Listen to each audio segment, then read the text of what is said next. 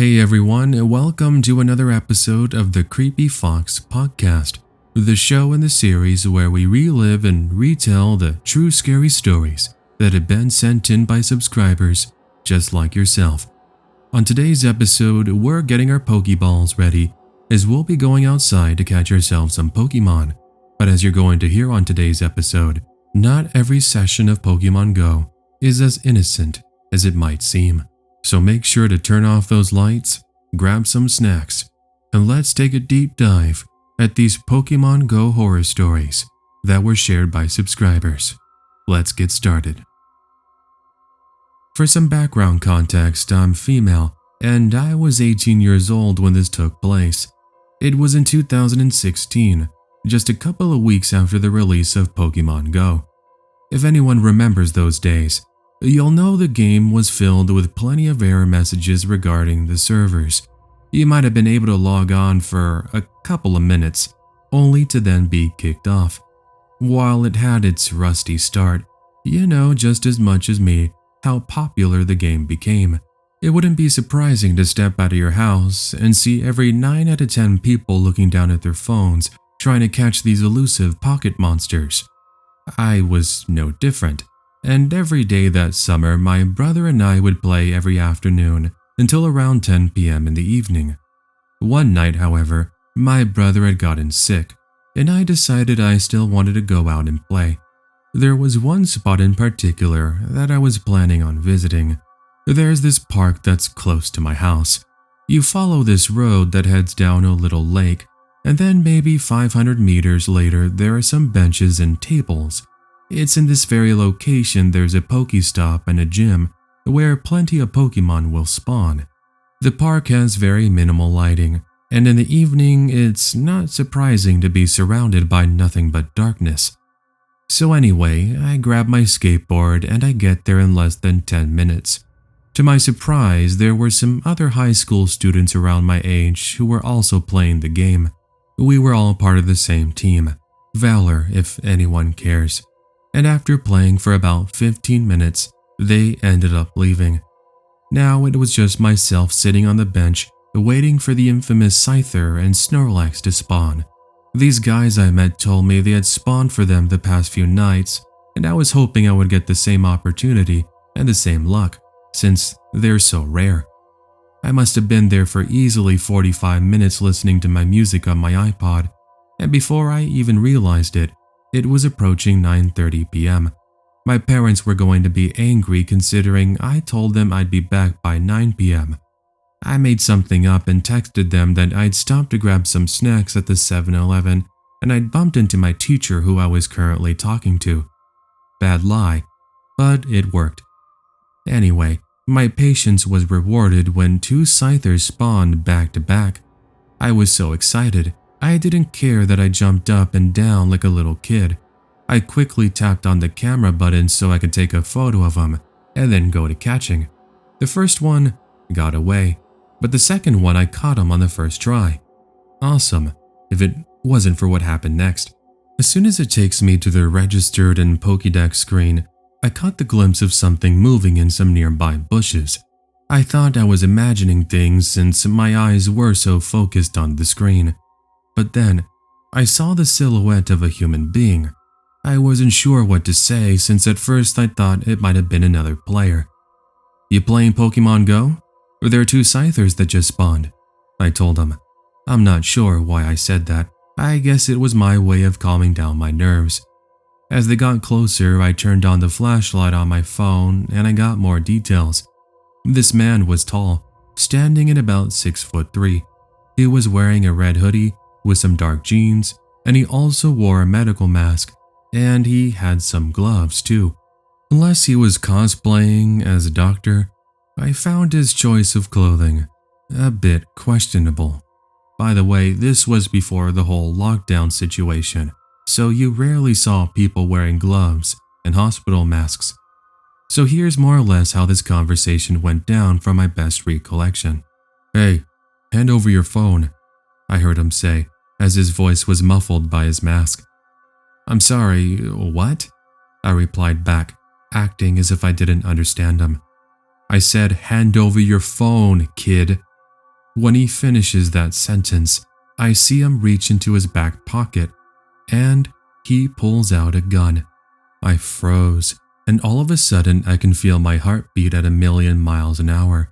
My life started to flash before my very own eyes, as I thought I was really about to be robbed, or worse, I was going to be shot, right here in the middle of the night. I couldn't believe it, but I wasn't going to take any chances. I extend my arm and give him my cell phone, and then all of a sudden he runs off, soon being masked by the trees and the foliage. I remember standing there shaking and trying to hold back tears as I fought off a panic attack. After what seemed like an eternity, but was probably about 20 seconds, I grabbed my skateboard and make a mad dash home, not even caring that I had gotten a couple of scratches from some of the bushes. My parents were on the couch watching a movie when I barged in, and they were startled when they see me panicking and finally bursting into tears. "Honey, what's wrong?" my mother said, in her oh-so-worrying voice, as both come to give me a huge hug. I gave them my explanation, and we ended up calling the police department. Luckily, if there is one good thing, I had my Find My iPhone enabled, which allowed police officers to locate my phone. But here's the very strange part. They didn't find it on the guy who robbed me. Instead, they found the phone abandoned about 1/4 of a mile away from where I encountered the creep. I did get my phone back, but as for the guy, his identity has remained a mystery, and nobody in my small town has ever been mugged by a man wearing a mask and gloves. When Pokemon Go first launched, I remember how crazy people went. Who could believe you could walk to real-life locations and catch these elusive creatures using your smartphone? How we thought growing up it would be limited to video game consoles, but a part of us, even if a little, dreamed of this reality. And so became the tradition of calling up your friends, getting some extra phone chargers, and spending hours and hours walking around your city, catching and playing. Though this didn't happen to me during the initial craze in 2016, it did occur in 2018 when I went to visit my cousin Sam, who lives in Anaheim, California, home of Disneyland. Anyway, because Sam wasn't able to get an entire week off like I had, this meant that on the days she had to work, I was usually at her place just hanging out, watching TV, playing in the pool, or when I was bored of all that, I would go for a walk and play Pokemon Go. Such was an evening when I had taken an Uber over to downtown Disney so that I could catch myself some Pokemon before my cousin would pick me up and we would head to eat at the nearby Cheesecake Factory. So about an hour into playing, my cousin Sam calls me and she tells me to go ahead and meet her over at the McDonald's on Harbor Boulevard that's across the street from Disney, so she didn't have to worry about all the traffic at the guest drop-off. It sounded like a plan. I made my way over, and once at the McDonald's, I started to wait for her in the parking lot. Bear in mind, it's already dark, but there are plenty of people walking around, so I don't feel so alone. While waiting, I'm still playing Pokemon Go as I had a lure activated, and for some reason I had this feeling like somebody was behind me. I looked, and sure enough, with the distraction of the game, there's a homeless man just staring at me with a look of absolute anger. I got a bit nervous and walked forward a little bit, seeing as I'm on this patch of grass, and he begins to get closer to me. Great, I thought to myself, he's going to want some money, or he's going to want to mug me.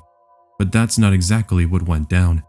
I half looked at him and half at my phone, and what he does in the next moments sends me running. He reaches into his backpack and pulls out a used syringe.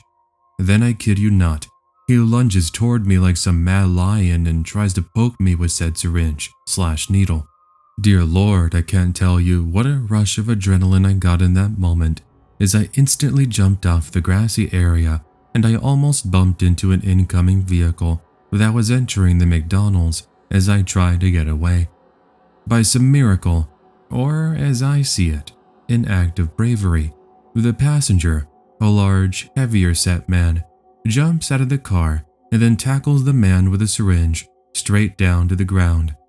I had no chance to tell the man who saved me about the syringe, but luckily what I had seen was the syringe had flown out of the man's hands. Another few bystanders who were walking out of the McDonald's came over to help, and we managed to get the attention of a police officer who just so happened to have been inside the McDonald's having himself a late dinner. I'll admit I was pretty frightened after that incident, and hearing the homeless man say he was going to kill me as the police were restraining him was probably the worst part of it all. That's why I broke down when my cousin did eventually pick me up. We decided just to order takeout that evening as I was still quite a bit unnerved. So here we are today. While I still enjoy playing Pokemon Go on the occasion, I make sure I'm at least with one other person. It sucks that we can't just enjoy a fun activity while minding our own business, such as playing Pokemon Go, without being attacked by a complete stranger. Oh yeah, and to the man who single-handedly risked his own safety to knock the man down, thank you for helping me. This happened to me last year during the Halloween season, and because of it, I make sure not to walk on my own late at night. So before this took place, I used to play Pokemon Go all the time. I mean, seriously, if I wasn't at school or studying, I would put on my walking shoes and spend the entire day catching Pokemon and spinning the stops in my city. This one evening, I'd been doing just that. I was working in the evening at my job at Forever 21 and things were going fairly normally. About half an hour before closing, so about 9 p.m., this older man who I want to say was in his 50s walks into the store and starts looking around. I only mention him because he seemed out of place here, but who knows, maybe he was shopping for his wife or something. Well, fast forward 10 more minutes before closing, he's still here and he's the last customer we have.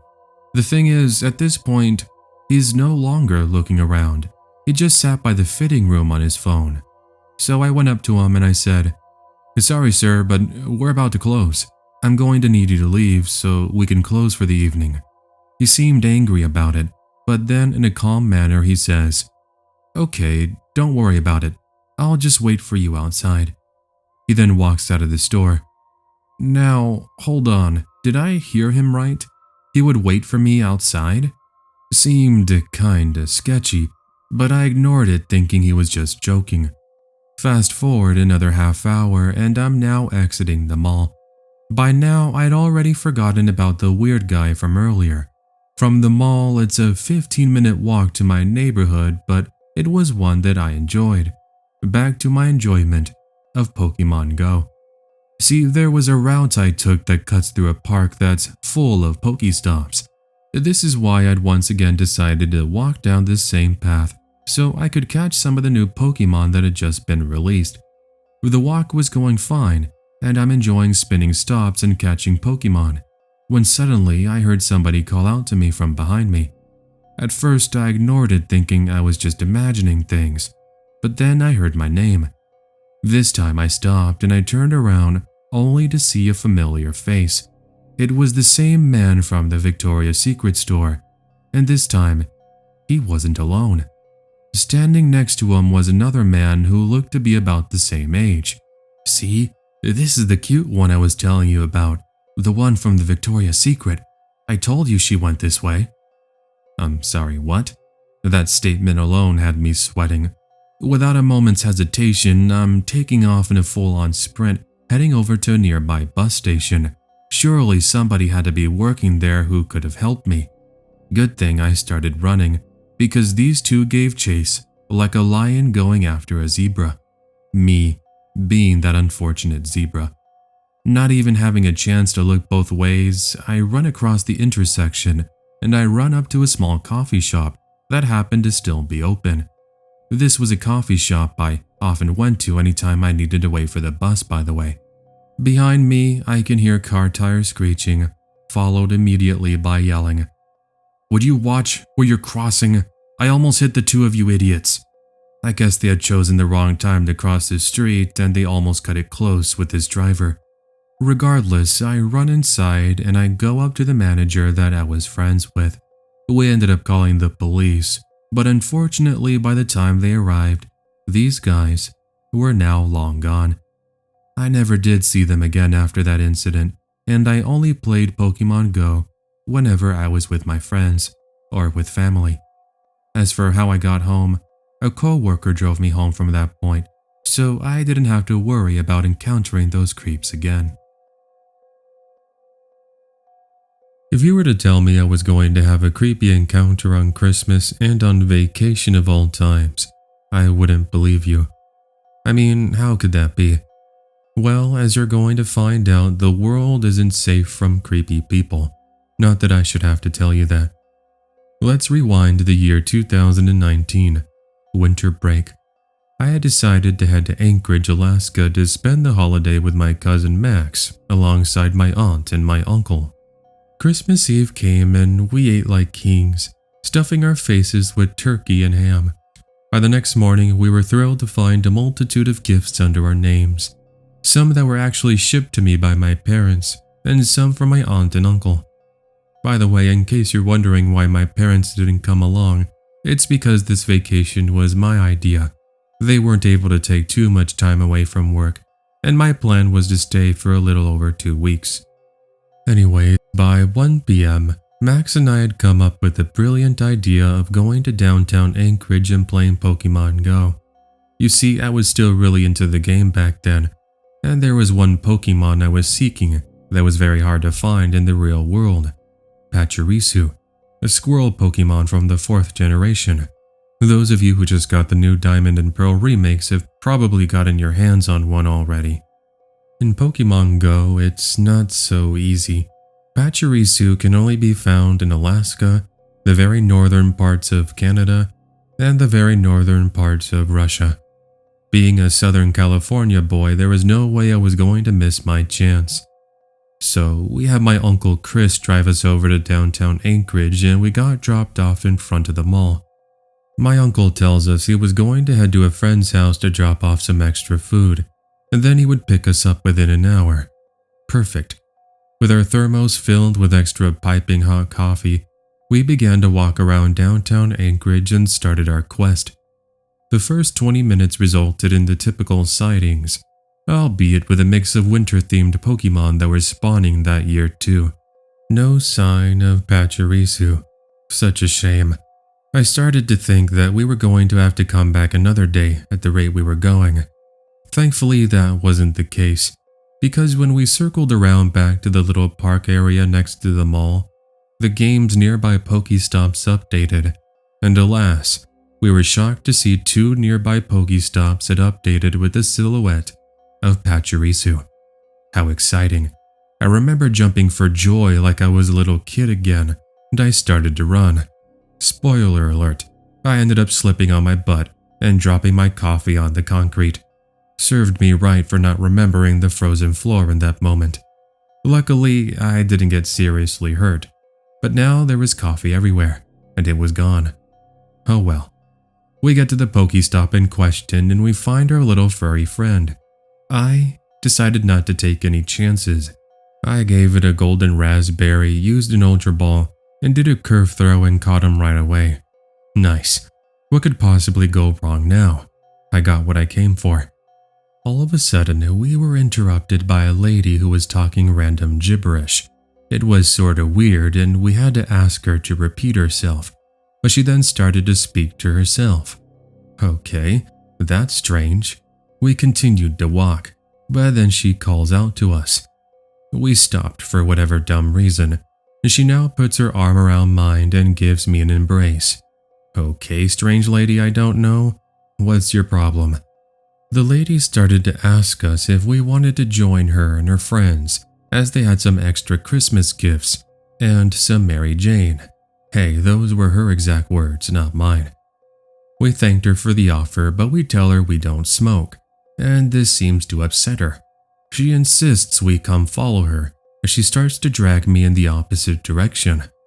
I won't lie, she was quite strong for her size. Both my cousin and I are your average ordinary 17-year-olds, about 170 pounds, 5'10" and 5'11" respectively. It's like her strength didn't care about this. Starting to get a bit weirded out, I force myself out of her grasp, and then my cousin and I start to walk away.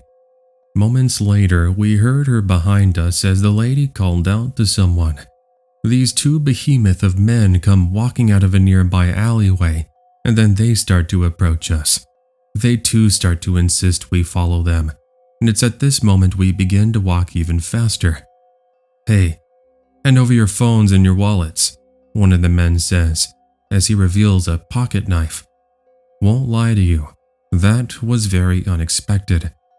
We start to run as fast as we can, trying not to slip in the process, and as we reach one of the streetlights, we hear someone from a truck yell. We looked over, and we saw a man step out of said truck. Was it possible this guy was in on the robbery? No. Luckily, that wasn't the case.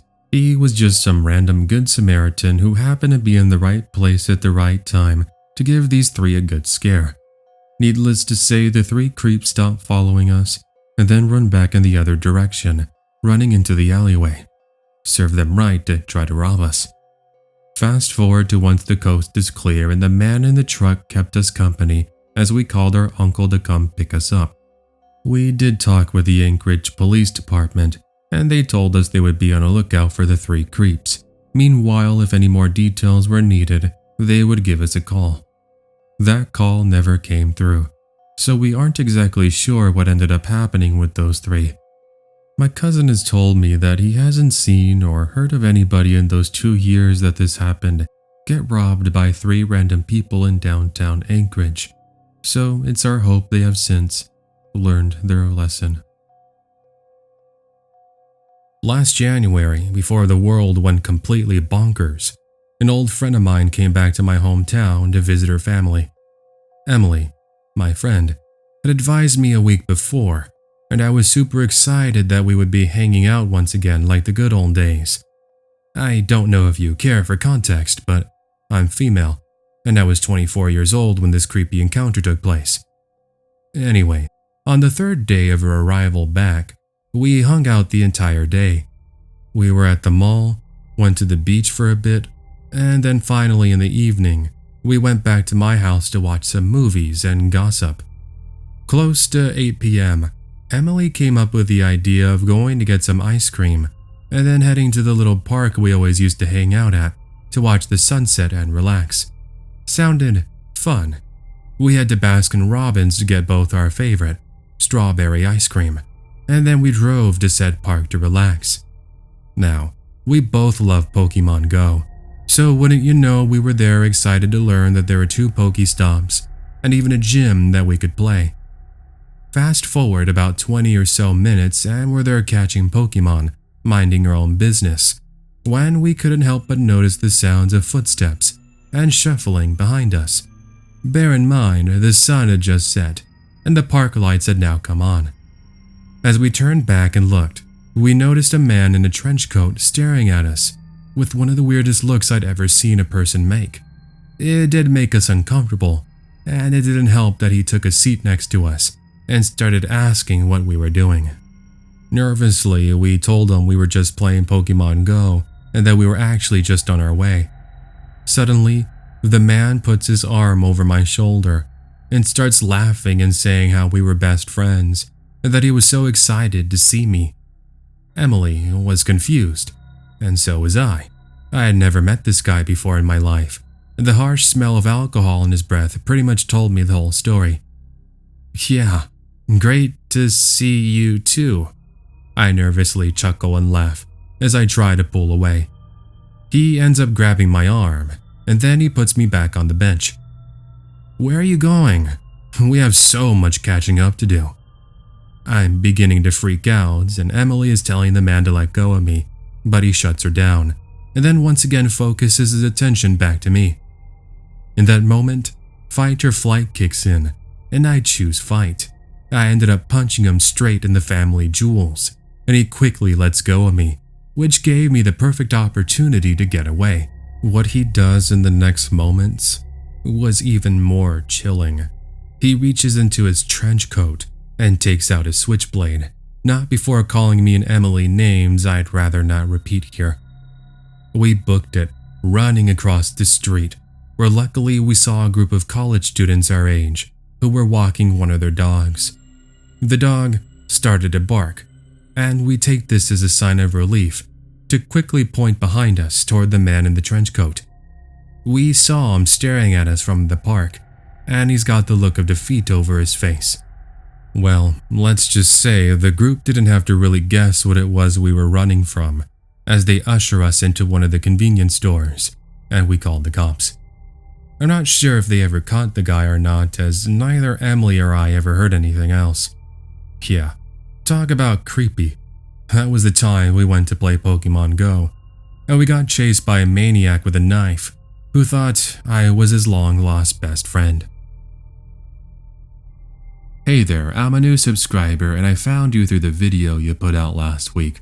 Just wanted to start off by saying thank you for what you do. It's really awesome. Here's a story that I thought would be great for one of your videos. It involves Pokemon Go. My encounter was in 2019, way after the craze of casual players had started to teeter off. No longer were you going to go to the park and see hundreds of people staring at their phones like a bunch of robots. Guess I'm one to speak, huh? I normally go for walks on a trail while playing the game, and this day I was supposed to do so was going to be no different. Unfortunately, I knew I was going to be a little late to my walk since I had to work extra at my job. I work at Best Buy and I got stuck with a customer complaint. That was just a precursor, however, if you will, because the guy I was trying to help out had this sudden episode of anger where he knocked over a bunch of displays and even pushed my manager. As you'd expect, I was a bit on the edge even after I clocked out of work, but that was okay with me. I was going to get my relief of stress and go catch Pokemon while getting some well-needed exercise. The trail I walk on is about 3 miles in total, where at the end, you meet up with a street. You could technically continue if you wanted, but it leads you into another neighborhood, which I'm not really interested in going to. Halfway through the walk, there is a fork in the trail that features a couple of benches and seats that people could take a break at if they needed. It also featured a Pokestop and a gym. And now I'm normally not someone who takes on the gym since I'm more of the collecting type, but I figured I would go ahead and challenge it and see if I could change the color. It took a few attempts, but I was able to turn the gym red from its initial blue, my favorite color. I was so distracted with playing that as I celebrated my victory, I was suddenly shouted to and approached by a group of 3 older guys who were holding their smartphones. Hey, were you the one who took over the gym? I knew right away they were referring to the game, and I got so excited thinking I was meeting a group of players, since again, this is during a time when you rarely see anyone playing. Yeah, it's one of my first times beating a gym actually. My excitement turned into a pinch of panic when the 3 guys start to curse at me. I won't get into great detail with what they said, but in summary, they weren't too happy I'd taken over their so-called precious treasure. You're not allowed to take our gym. Do you know what happens to people who do? Me, still fueled from the adrenaline of work, calls them out on their bluff, only to be met with a chilling sight. You won't be laughing when we're done with you. They then whisper to each other as I'm starting to walk away, telling myself they're just salty. Just a few seconds later, I look back for a moment to when they called me again, and I can see one of the dudes has some brass knuckles, and another one flicks open a utility knife. Now I'm this 6 foot, 180-pound dude, but seeing that I'm outnumbered and they're armed, I wasn't going to take my chances and fight. I use my track and field training and run so fast I leave the 3 in the dust. Now I know there might be people who will call me a chicken, and maybe they were just looking to scare me, but I've heard stories of people being attacked over Pokemon Go. Those ideas were running, pardon the pun, through my head the entire time, just by changing a gym from the color blue to the color red. I don't know, these people were weird. I eventually spotted a couple of runners and I waved them down, telling them there are a couple of dudes further down the trail that are armed. We called the police, but by the time they had arrived, the 3 had disappeared. I still go to that trail today, but I haven't seen those 3 since that afternoon. I went on vacation with my parents to California to go to Disneyland. This was back in July of 2017. We stayed at the Red Lion Hotel Anaheim Resort. It was pretty cool because we could see the fireworks pretty well in the evening. One other thing to mention is that we are originally from Florida, therefore this was an entirely new experience for us. Something else to mention is I have a friend that lives in a city about 20 minutes away. She actually moved out here to work at Disneyland. Anyway, on one of the evenings, my friend Michelle and I decided to head to the nearby Anaheim Convention Center to go play Pokemon Go. There were a few people out and about, and we even talked to fellow players and we made some friends. I kid you not, we're both really into the game, and we hadn't realized how late it was getting, as it was now getting close to midnight. It's now Michelle and I are making our way back to the hotel while still playing Pokemon Go. But before getting there, we see a 7-Eleven and I tell her I wanted to get some food. We go over and pick up a couple of hot dogs, chips, and some soft drinks and sit outside to enjoy our late night meal. About 5 minutes in, a man crosses the intersection and starts to approach us. He looked homeless with a big scruffy beard, long hair, and he was pretty tall. He goes on to say things like, "What are two beautiful young girls like yourself doing out here alone? There are a lot of bad people out here at this time. Do you two need me to walk you somewhere?" He didn't seem genuine by his speaking pattern, so we could tell that he wasn't all there. That's okay. Our parents are inside the 7-Eleven grabbing some things. Thanks for the offer though. An obvious lie, but we were hoping he would get the hint and he would leave. Instead, he took a seat next to us and wants to know more. How old we were, where we were from, and if we were interested in seeing his special collection. At least that's what he said. It started to get really uncomfortable, so we get up and make our way to the nearby trash can to throw away our food. He once again follows. My friend and I look at each other with that face of, seriously? We make our way over to the intersection and there he is just a few feet behind us. The light turns green and both Michelle and I make a mad dash to the other side. He proceeds to do the same thing. Luckily, we see some people walking by and we join them as we watch the creepy man become distant. Sadly, we couldn't stay with them forever, and I wish we would have told them something. They cross another direction, but luckily we can see the hotel straight ahead. I turn around and the homeless dude is walking even faster, trying to make up the distance we had gained on him. Michelle then gets the attention of a security guard and we tell them about the man. He tells us to head inside and he says he would take care of this creep.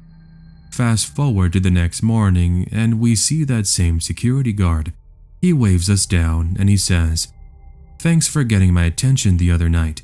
Yeah, we know that guy pretty well. We called the police one time and they took him in for some questioning. I'm sorry you two had to experience that." Well, it was creepy, but it didn't stop us from the next couple of days of going to Disneyland and enjoying playing Pokemon Go. Hey everyone, thanks for watching today's episode. If you enjoyed it and this is the first time you've listened to one of my videos, then why not hit that subscribe button and the bell beside it. That way you'll be notified of any and all videos coming here to the Creepy Fox channel. My channel's pretty interesting in the fact that we don't cover stories from Reddit. We only focus on stories that have been sent in from subscribers. That way you're not hearing the same stories that you're going to hear from other narrators, so make sure to stick around. Also, if you are interested in anime just like Pokemon, then why not check out my animation series, Aria of Emerald Hearts. The show stars my characters Aria, Tiana, Zoe, and Jamie, and other friends as they go about their daily adventures. Some of these adventures include parodies of other shows, as well as original stories that are sure to give you the laughs. Also, if you enjoy anime opening sorts of songs, then you're going to enjoy the punk rock song that I produced with fellow artist Dory Lou. You can find it on my channel, or as well as on Spotify or Apple Music. Oh yeah, and don't forget to check out the artist who created today's thumbnail art, Leonardo Amaya. You can find him on Instagram, @leo.amaya21. You can check it out right below the video description too if you're interested. Now, I want to go ahead and say thank you to all the channel members who have been supporting me. Thank you to Ravi, Spunky the Nutcase, Bo, Rice and Beans, Scott, Sean, Corey, Linz, and Maribel. Anyway, friends, that's going to do it for today. I'll catch you all next time. Take care, and have yourself an amazing day.